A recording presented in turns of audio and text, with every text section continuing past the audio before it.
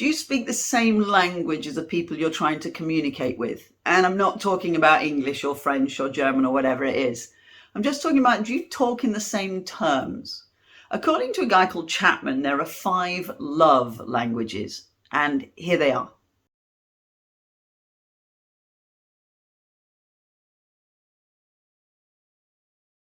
The first of the languages is words of affirmation, maybe saying something encouraging. Our second is acts of service, making them a cup of tea, doing something specifically for them. A third is receiving gifts. I think we can all relate to that. And then quality time. Do you actually spend time with them? And our final one is touch. Maybe it's holding hands or ruffling their hair, depending on that relationship. What he says is that if your love language is, say, words of affirmation, people saying something nice to you is the way you feel loved, then the likelihood will be that's what you'll do to somebody else. But what if they see gifts as being important?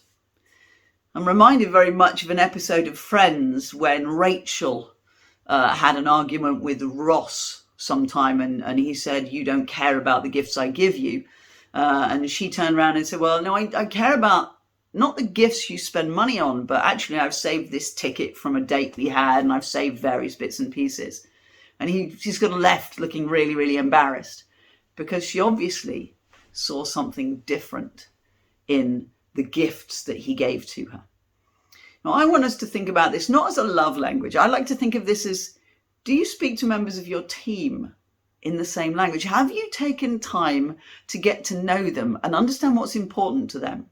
So if receiving a gift is it to say thank you is important to you, it's lovely to give somebody a gift. But what if actually an act of service is more important to them? What if they'd rather you made them a cup of tea, noticed that they were tired, had them sit down and, expressed an interest in their family?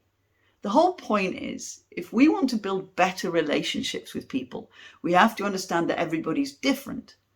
And when we were children, our parents said to us, treat other people as you want to be treated. That's great for level 1.